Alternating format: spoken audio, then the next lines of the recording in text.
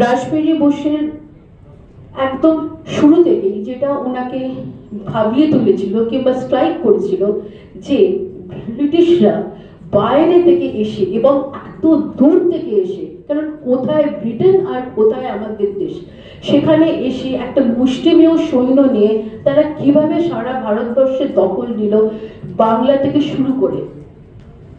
British military strength ছিল the key repressive machinery যা British colonial এম্পায়ারকে establish এবং maintain করত, এবং সেই ব্রিটিশ আর্মিকে, সেই ব্রিটিশ মিলিটারি স্ট্র্যাটেজিকে ব্রিটিশদের বিরুদ্ধে ব্যবহার করাই ছিল রাসবিহারী বোসের প্রথম দিন থেকে ওনার মিশন।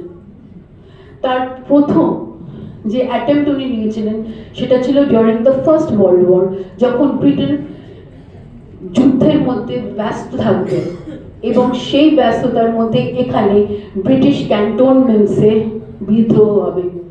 এবং এই দুটো ওয়ার্ল্ড ওয়ারে কিন্তু উনি কংগ্রেসের কাছে একটা একটা অ্যাপিল করেছিলেন বারবার। সেই কি ছিল সেই রাসবিহারী বোসের অ্যাপিল?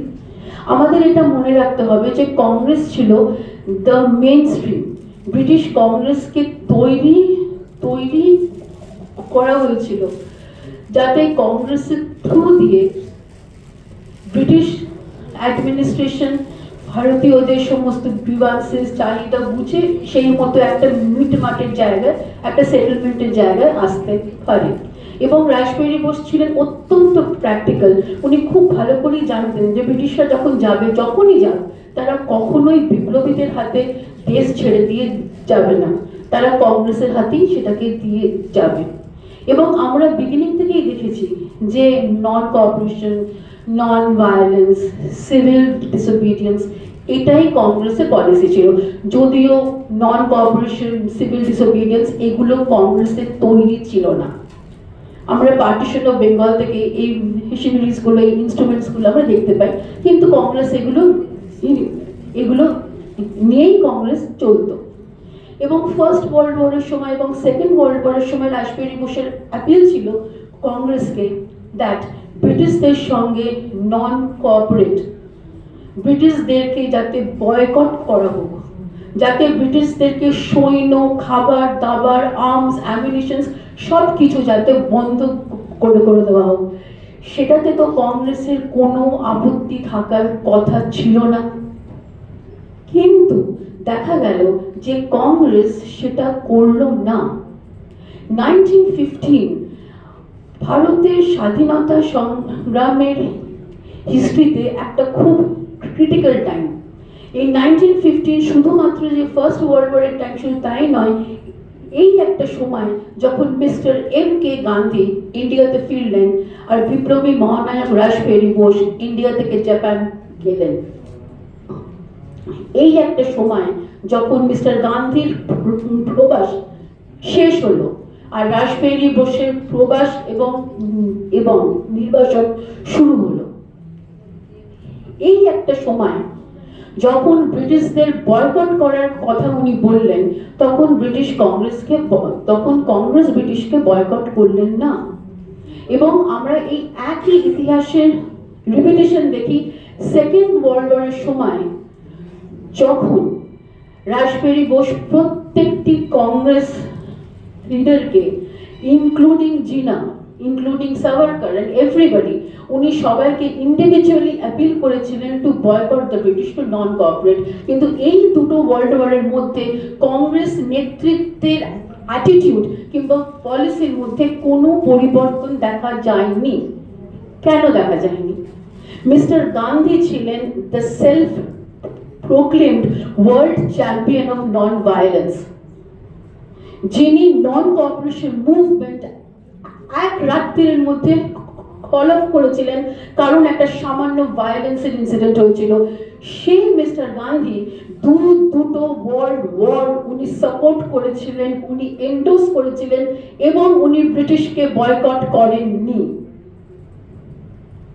এবং আমরা এইটা দেখি যে 1915-এ যখন রাসবিহারী বোস যখন বিট্রেড হলেন তখন উনি ছিলেন একমাত্র লিডার যিনি ধরা পড়েননি এবং যিনি জাপানে চলে যান to forge a greater alliance.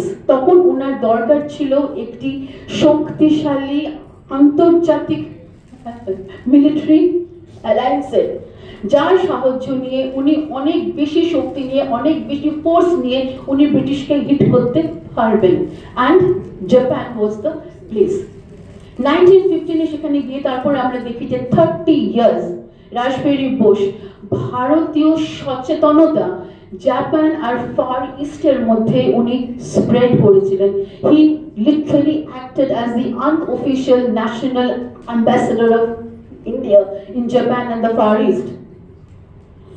তারপরে আমরা দেখি যে রাসবিহারী বোসের এই জিনিসটা আমরা যখন ফার ইস্ট কিংবা জাপানের মধ্যে ভারতীয় সচেতনতার কথা চিন্তা করি কিংবা বলি, তখন এখানে প্যান এশিয়ানিজমের একটা কথা আসে।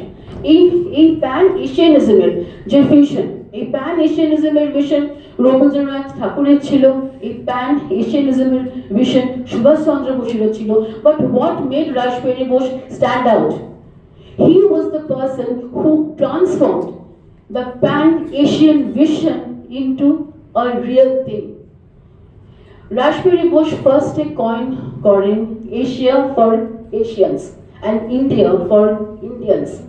উনি জাপানকে কনভিন্স করেন যে জাপানের এই পাওয়ারটা আছে যে জাপান এশিয়ার মুক্তির জন্য নেতৃত্ব নিতে পারে। এটা ছিল না যে British colonialism will be replaced by Japanese colonialism. That was not the thing. এটা ছিল আমাদের এশিয়ার oriental response towards the western colonial aggression.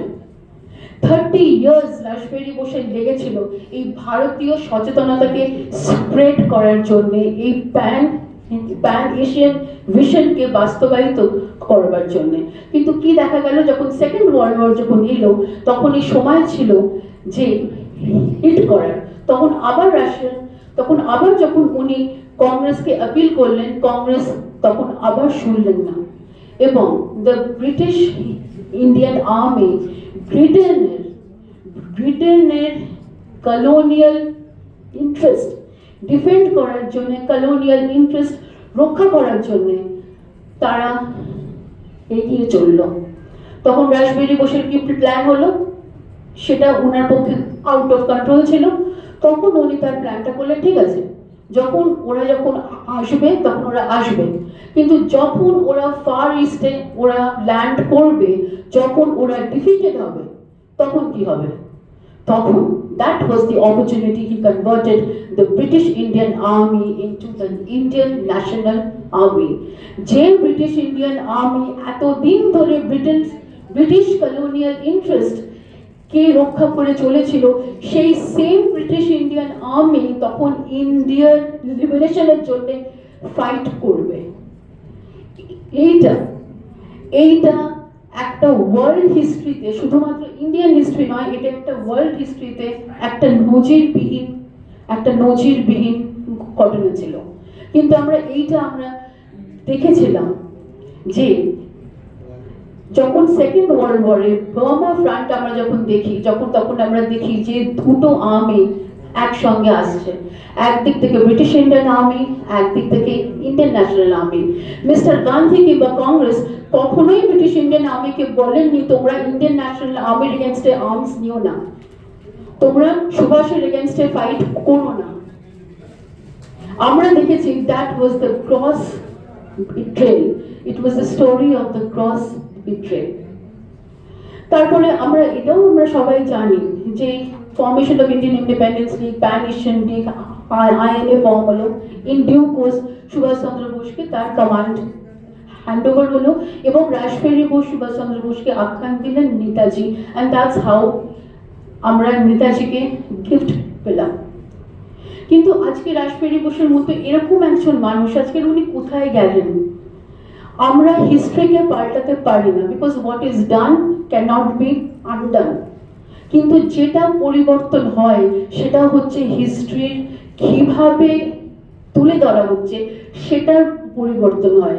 ইতিহাসের কোন এপিসোডটাকে নিয়ে আসা হবে, সামনে রাখা হবে, কিভাবে কতটা রাখা হবে, এবং ইতিহাসের কোন এপিসোডটাকে রিপ্রেস করা হবে, অন্ধকারে রাখা হবে, সেইটা পাল্টানো যায় এবং সেটা সময় বিশেষে যুগ হিসেবে সেটা চেঞ্জ হয়।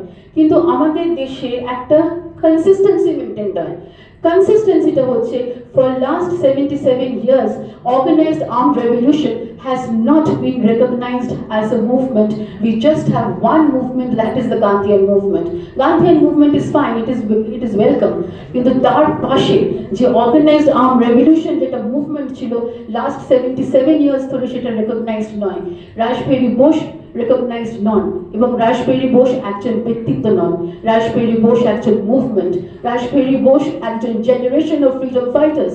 রাসবিহারী বোসের সঙ্গে সচিন্দ্রনাথ সান্যাল আছেন, বিষ্ণু গণেশ পিংলে আছেন, বসন্ত বিশ্বাস আছেন, অবোধ বিহারী আছেন, Kartar Singh Saravu achen, and hundreds and thousands who he mentored and he inspired. এবং রাসবিহারী বোস সম্বন্ধে আমাদের সচেতনতার দরকার আছে, প্রয়োজন আছে। একটা মানুষ যে বারবার বিট্রেড হওয়ার পরে সে যে ডিপ্রেসড না হয়ে ভেঙে না গিয়ে সে যে প্রত্যেকটা সময় হি বাউন্সড ব্যাক উইথ গ্রেটার স্ট্রেংথ, সেটা আমাদের সমাজে একটি এক্সাম্পল হিসেবে ওয়ার্ক করার দরকার আছে, তুলে ধরার দরকার আছে। এবং শুধু কি সেটা সভা সমিতির মধ্যে দিয়ে আমাদের এই সচেতনতা, এই অ্যাওয়ারনেসটা ক্রিয়েট করার দরকার আছে।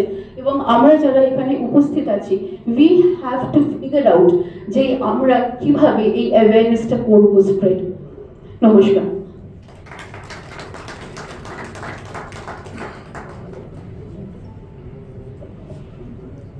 ধন্যবাদ। এতক্ষণ বক্তব্য রাখলেন রাসবিহারী বসুর পরিবারের সদস্যা মাননীয়া ইন্দ্রাণী বসু। তবে অনুষ্ঠান একেবারে শেষ পর্যায়ে। এখন তুহিনা প্রকাশনীর পক্ষ থেকে আরো দু একজনকে বরণ করে নেওয়া হবে। প্রথমেই বরণের জন্য আহ্বান করছি, প্রাণারাম ইউটিউব চ্যানেলের পক্ষে আছেন যিনি পূর্বাশা সুর, আপনি মঞ্চে আসবেন।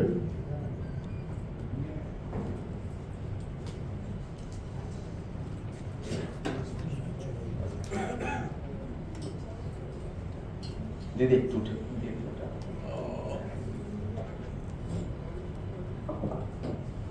ওনাকে তুহিনা প্রকাশনীর পক্ষ থেকে বরণ করে নেওয়া হচ্ছে।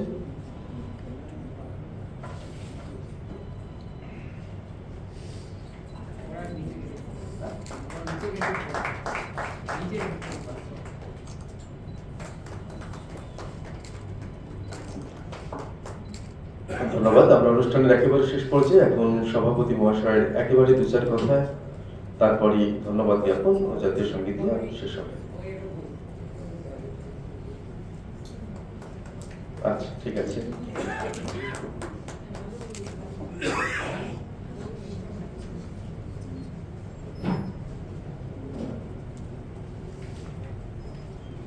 নমস্কার, শুভ সন্ধ্যা। আজকে এই নরেন্দ্রনাথ দত্তের বাসস্থান, যেটাকে আমরা এতক্ষণ ধরে স্বামী বিবেকানন্দের জন্মস্থান বলছিলাম, আমি নরেন্দ্রনাথ দত্ত বললাম। প্রকৃত মানুষ তো সেটা আমরা চিনি, তাদেরকে স্বামী বিবেকানন্দ বলে সারা পৃথিবীতে তাকে চাইগুলো চিনি। তো এই পূর্ণ ভূমিতে দাঁড়িয়ে এখানে আজকে বিপ্লবী রাসবিহারী বসু সংক্রান্ত একটা বই, সায়ন্তন বসুর লেখা, এটা দ্বিতীয় সংস্করণ। এই দ্বিতীয় সংস্করণ কথাটার সঙ্গে সঙ্গে আমি আর একটা কথা উচ্চারণ করি যে অনেকদিন ধরেই আমি শুনে আসছি যে এখন নাকি আর কেউ বই টই পড়ে না। আমি কলেজ স্ট্রিটের বিভিন্ন জায়গাতে ঘুরেছি, অনেক পাবলিশারের কাছেও গেছি, তারা বলে যে দাদা বই আর বিক্রি হয় না, কেউ আর বই টই পড়ে না, 70% ডিসকাউন্টে নাকি বই বিক্রি করতে হয়। তো সায়ন্তন বসুকে এবং তুহিনা প্রকাশনীকে আমি দুজনকেই বলবো যে এরা বোধহয় রাদার লাকি যে 1 বছরের মধ্যে বোধহয় দ্বিতীয় সংস্করণ বেরোলো সায়ন্তন বসু। কি সায়ন্তন, আমি ঠিকই বলছি না? 2 বছরের মধ্যে দ্বিতীয় সংস্করণ বইটা বেরোলো। আমি বইটা এর আগে পড়েছি। এই বইটাতে দ্বিতীয় সংস্করণ নয়, এটা হয়তো তৃতীয় বা চতুর্থ সংস্করণ হলে ভালো হতো। তো আমার মনে হচ্ছে ওই পাবলিশারদের কথাটাই ঠিক, যে কেউ বোধহয় বইটাই পড়ে না। তো যাই হোক, তবু যে আজকে এখানে এতজন লোক এসেছেন এই দ্বিতীয়বার সংস্করণটা প্রকাশিত হচ্ছে সেই অনুষ্ঠান উপলক্ষে। তার সাথে অবশ্য আরো বেশ কিছু বই এখানেতে প্রকাশ হলো। তুহিনা প্রকাশনীকে ধন্যবাদ, আমি ওনার অফিসেও গেছিলাম। ওনারা যে নিরন্তর এই কাজগুলো করেন, যে বিপ্লবীদের সংক্রান্ত বই এখন কিন্তু কোনো পাবলিশার সেভাবে করতে চায় না। ওই একটু প্রেমের গল্প লেখা টেখা হলে নাকি সেগুলো চলে, কবিতার বইটই নাকি কিছু চলে। তো বিপ্লবীদের সম্বন্ধে কারোর জানার কোনো আগ্রহ নেই। আসলে জানার আগ্রহটা আমাদের সরকারি তরফ থেকেই আমাদের মধ্যে প্রচার করা হয়নি বা সঞ্চার করা হয়নি, সেই জন্যতেই আগ্রহটা নেই। এবং যে জন্যে আমি একটা কথা প্রথম থেকে বলে আসছি যে ইতিহাস পুনর্লিখন খুব দরকার, যেটা কিন্তু আমাদের ভারতবর্ষেতে আমি জানি না, হয়তো কাজ চলছে। আমি ডক্টর যিশু বসুর সাথে এর আগেও 2-3 বছর আগে এটা নিয়ে কথা বলেছিলাম, ইতিহাস পুনর্লিখনের ব্যাপার নিয়ে। তো হয়তো কাজটা চলছে। ইতিহাস কিন্তু পুনর্লিখনের খুব দরকার, কারণ অনেক তথ্যই আমরা জানি না, আমাদেরকে জানানো হয় না, এবং জানলেও অনেক জায়গাতে অনেক কিছু ভুল রয়েছে। যেমন আমি আমার পরিবারের তরফ থেকে বলতে পারি, প্রফুল্ল চাকি ভারতবর্ষের ভারত পায়ের অন্যতম শ্রেষ্ঠ সন্তান, অবিভক্ত বাংলার প্রথম শহীদ। এই প্রফুল্ল চাকিকে প্রথম শহীদ তকমা দেওয়ার জন্য ভারতবর্ষকে 60 বছর অপেক্ষা করতে হয়েছিল স্বাধীনতার পরে। তো খুব দুর্ভাগ্যজনক ব্যাপার, কারণ আমি একটা জায়গাতে প্রতিবাদ করেছিলাম আজ থেকে বোধহয় বছর 14 আগে। তাতে ক্ষুদিরাম বসু আর একজন মানে আমাদের কি বলবো, মানে নমস্য ব্যক্তিত্ব, এত বড় বিপ্লবী, 18 বছর বয়সে একজন ফাঁসির দড়িতে যাচ্ছে, তো তাকে প্রথম শহীদ বলা হয়েছিল। আমি সেখানে প্রতিবাদ জানিয়েছিলাম এবং আমি খুব সহজ সরল ভাবে বলেছিলাম যে প্রফুল্ল চাকি মৃত্যু হয়েছিল বা মেরে ফেলা হয়েছিল, যাই করা হোক না কেন, সেটা ছিল 2 মে। আর যেটা ক্ষুদিরাম বসুর ফাঁসি হয়েছিল, উনি ধরা পড়েছিলেন 1 মে, কিন্তু ফাঁসি হয়েছিল ওনার 11ই আগস্ট। তো মে মাসটা আগস্টের আগে হয় না পরে হয় সেটা আমার জানা ছিল না। ক্যালেন্ডারে পাতা উল্টে আমি দেখে নিতে বলেছিলাম যে কোনটা আগে হয়, তো যেটা আগে হবে সেইটাকে প্রথম শহীদ। তো যাই হোক, ভারত সরকার এখন স্বীকৃতি দিয়েছে প্রফুল্ল চাকি বাংলার প্রথম শহীদ। পিএন চোপড়ার যে বইটা হুজ হু মাটিয়ার আছে, বইটা 2012 সালে 2nd এডিশন হয়েছিল বইটা, এটা অনলাইনে পেয়ে যাবেন। সেখানে বাংলার প্রথম শহীদ পুরুষদের মধ্যে প্রফুল্ল চাকির নাম দেওয়া আছে এবং মহিলাদের মধ্যে প্রীতিলতা উপাধ্যায়ের নাম দেওয়া আছে। যাই হোক, এটা বড় ব্যাপার নয়, এরকম অনেক তথ্য এখনো পর্যন্ত আমরা কিন্তু জানতে পারি না। তো আমি নিজে ব্যক্তিগতভাবে আপনাদেরকে বলতে পারি যে তুহিনা প্রকাশনী এই কাজটা যে নিরন্তরভাবে করে যাচ্ছে এবং আরো বিপ্লবী সংক্রান্ত বই ওনারা প্রকাশ করবেন, এটা আমি আশা রাখি। যদি ওনাদের কাছে আসে নিশ্চয়ই ওনারা করবেন। আর আমি নিজে একটা কথা বলি যে আমি প্রায় 12-14 বছর ধরে এই স্বাধীনতা সংগ্রামীদের নিয়ে একটুখানি মানে খোঁজ খবর করতে শুরু করেছিলাম। আমি তো কোনো ইতিহাসবিদও নই, আমি বিশাল কোনো পণ্ডিতও নই, অনেক আর্কাইভে যাওয়ার সুযোগও হয়তো আমার হয় না, কিন্তু এদিক ওদিক ঘুরে আপনাদের মতো সাধারণ মানে বেশ কিছু গুণীজনের সংস্পর্শে মিশে আমি কিছু কিছু তথ্য আবিষ্কার করে দেখেছি। আমি বর্তমানে 2টো সংস্থার সাথে যুক্ত আছি।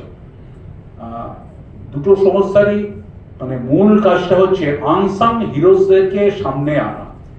আনসাং হিরোজ বলতে আমি কিন্তু রাসবিহারী বসুকেও আনসাং হিরোজ বলবো, আবার বলবো না। প্রফুল্ল চাকিও আনসাং হিরোজ, কিন্তু আনসাং হিরোজ বলবো না, কারণ এদের নামগুলো কিন্তু জানে কয়েকজন লোক। প্রফুল্ল চাকি কি করেছিলেন সেটা হয়তো কেউ জানে না, বা ক্ষুদিরাম বসু কি করেছিলেন, ফাঁসি পড়েছিলেন সেটা জানে, কিন্তু কিসের জন্য কি হয়েছিল সেগুলো হয়তো জানেন না। বাট এরা আনসাং নয়, কিন্তু এমন অনেক হাজার হাজার বিপ্লবী তরুণ রয়েছেন, তরুণ তরুণী রয়েছেন, যাদের নামও পর্যন্ত কেউ এখনো পর্যন্ত জানে না। তো এই সমস্ত বিপ্লবীদের নামকে সামনে আনার আমরা একটা প্রচেষ্টা করছি। এই ব্যাপারেতে আমরা হয়তো পরে তুহিনা প্রকাশনের সাথেও কথাবার্তা বলবো, কারণ আমি নিজে একটা লেখা লিখেছি বা সম্পাদনা করেছি বলতে পারেন। ওটা লেখাই প্রায় 232 জন বিপ্লবী সম্বন্ধে আমি একটা তথ্য আমার কাছে আছে, এবং সেটা হয়তো একটা পুস্তক আকারে প্রকাশ করবার ইচ্ছেও আমার আছে। এটা আমাদের যে সংস্থা দুটোর সাথে আমরা জড়িত আছি, একটা হচ্ছে research institute of Indian freedom movement. আপনারা নামটা শুনেই বুঝতে পারছেন যে এখানে কেবলমাত্র রিসার্চ ওয়ার্কেরই করা হবে, আমাদের আর্কাইভ করার ইচ্ছে আছে, অনেক কিছু ব্যাপার আছে। আর একটা আঞ্জানি আজাদি বলে একটা আছে, যেটা আনটোল্ড স্টোরিজ, যারা আমাদের আনসাং হিরোজ তাদের নিয়ে আমরা কাজকর্ম করছি। প্রচুর এরকম সন্ধান আমরা পেয়েছি। দুটোতেই আমি সাধারণ কর্মী হিসাবে কাজ করছি। না, RIAFM-তে বোধহয় আমি প্রেসিডেন্টও আছি, যাই হোক ওটা আমাকে করে দেওয়া হয়েছিল, কিন্তু আমি সাধারণ কর্মী হিসাবে কাজ করছি। আমি নিজে শারীরিকভাবে খুব একটা সুস্থ নই, 5-6 মাস ধরে আমার কিছু শারীরিক অসুবিধা আছে।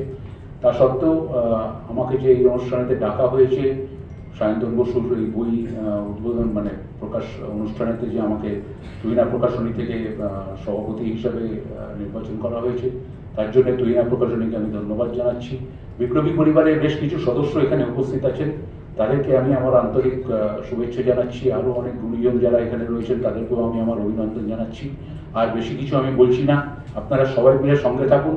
ভারতবর্ষের ইতিহাসের পুনর্লিখন করতে আপনারা সবাই মিলে সাহায্য করুন। নমস্কার, বন্দে মাতরম।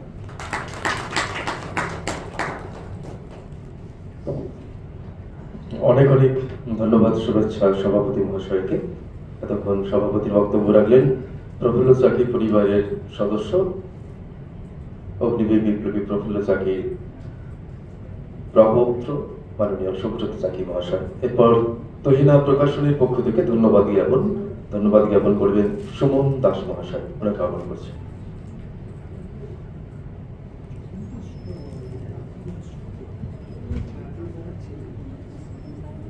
সকলকে নমস্কার।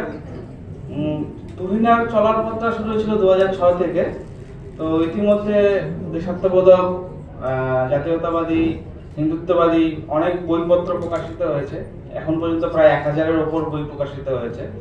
বিভিন্ন জেলা বইমেলা থেকে শুরু করে রাজ্য স্তরের এবং আন্তর্জাতিক স্তরে বিভিন্ন রকম বইমেলাতেও তুহিনা প্রকাশনী যায় এবং তার নাম চর্চা হয়।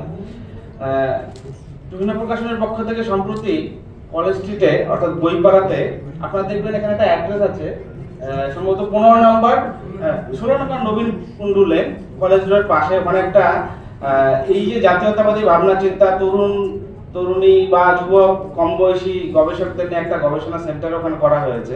কারণ আমরা সবাই জানি কলেজ স্ট্রিটে আমাদের হিন্দুত্ববাদী বা জাতীয়তাবাদী ভাবনা চিন্তা করার কোনো স্থায়ী কোনো প্রকাশনা বা কোনো কেন্দ্র নেই। তো সেটা আমাদের এই তুহিনার তরফ থেকে ওখানে এস্টাবলিশ হবে এবং ওখানে প্রকাশিত করা হয়েছে, যাতে তরুণীরা এসে ওখানে একটা আসর বসে এবং সোকল্ড কফি হাউসকে যারা ঘিরে রেখেছে বা যারা দখল করে রেখেছে তাদের প্যারালালি একটা কণ্ঠস্বর তৈরি হওয়ার একটা জায়গা তৈরি হবে আশা রাখি। তো সেই জন্য সমাজের সমস্ত গুণীজন, বুদ্ধিজীবী বা তরুণী যারা আছে, যুবক যুবতী যারা তরুণ, তাদেরকে আমরা বিশেষভাবে আহ্বান জানাবো সেখানে অংশগ্রহণ করার জন্য, যোগদান করার জন্য। আমাদের এখানে আজকে এসেছিলেন ভারত সরকারের মন্ত্রী, তাকেও আমরা আবেদন জানাবো যে আমাদের এই প্রতিষ্ঠানকে বা এই গবেষণা কেন্দ্রকে দাঁড় করানোর জন্য যতটা পরিমাণে সাহায্য করা যায়, এবং আপামর সমস্ত আমাদের পশ্চিমবঙ্গের আপামর যারা শুভবুদ্ধি সম্পন্ন মানুষ সবাইকে আমরা বলবো পাশে দাঁড়াতে। আর আজকের এই অনুষ্ঠানে বিশেষভাবে ধন্যবাদ জানাবো আজকের অনুষ্ঠানে প্রধান অতিথি হিসেবে যারা ছিলেন, বিশেষ করে তুহিনা প্রকাশনের পক্ষ থেকে এই যে আজকে হল আমরা পেয়েছি বা সভাগৃহ পেয়েছি, রামকৃষ্ণ মিশন, স্বামী বিবেকানন্দের পৈতৃক আবাস ও সাংস্কৃতিক কেন্দ্র এবং মহারাজদের বিশেষভাবে ধন্যবাদ জানাই পুলিশ প্রশাসনকে, ধন্যবাদ জানাই আগত সমস্ত দর্শক, পাঠক, লেখক, তাদেরকে বিশেষভাবে ধন্যবাদ জানাই কেন্দ্রীয় মন্ত্রী ডক্টর সুকান্ত মজুমদার মহাশয়কে, বিশেষভাবে ধন্যবাদ জানাই রাজ্যসভার সাংসদ শ্রী শ্রমিক ভট্টাচার্য মহাশয়কে, বিশেষভাবে ধন্যবাদ জানাই বিশিষ্ট বিজ্ঞানী, সাহান ইনস্টিটিউট নিউক্লিয়ার ফিজিক্সের faculty member doctor Jishnu Basu মহাশয়, বিশেষভাবে ধন্যবাদ জানাই রাজবাড়ী বসুর ফ্যামিলির যারা আছেন সব পরিবারের সদস্য, বিশেষভাবে ধন্যবাদ জানাই প্রফুল্ল চাকির বংশধর যারা যিনি এসেছেন সুব্রত চাকি মহাশয়, ওনাকে বিশেষভাবে ধন্যবাদ জানাই দৈনিক সুখবর পত্রিকার কর্ণধার শ্রী শ্রমিক স্বপন ঘোষ মহাশয়কে। আবার ধন্যবাদ জানাই বিশেষভাবে শ্রী কল্যাণ চক্রবর্তী, রাজবাড়ী বসু গবেষণা কেন্দ্রের প্রধান মুখ্য আধিকারিক, এবং বিশেষভাবে ধন্যবাদ জানাই আজকের যে বইটাকে নিয়ে সবচেয়ে বেশি আলোচনা হয়েছে সায়ন্তন বসু মহাশয়কে, এবং সর্বোপরি যারা আজকে নিজেদের ব্যস্ততার মধ্যেও থেকে ওখানে উপস্থিত হয়েছে সকলকে ধন্যবাদ জানাই, এবং সর্বশেষ ধন্যবাদ জানাই আমাদের সঞ্চালক, যিনি প্রথম থেকে শেষ পর্যন্ত এই প্রোগ্রামটাকে সঞ্চালনা করেছেন। নমস্কার।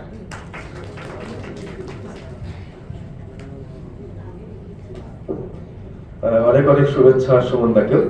তো আমরা অনুষ্ঠানের একেবারে শেষ পর্যায়ে, এখন আমরা সকলে উঠে দাঁড়াবো। জাতীয় সঙ্গীতের মধ্য দিয়ে আমাদের অনুষ্ঠানের শুভ সমাপ্তি হবে।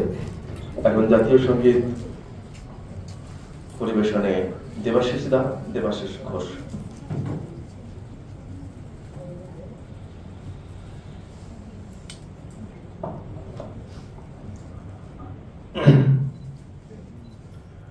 বন্দে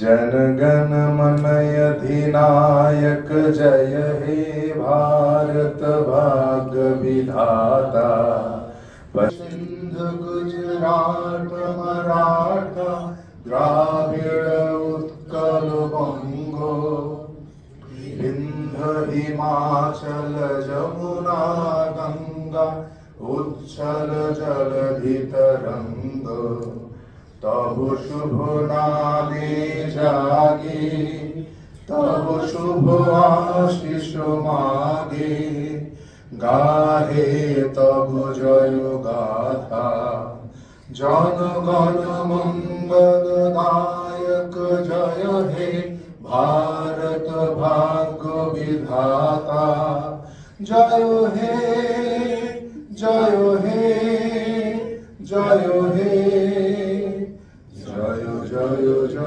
जय नमस्कार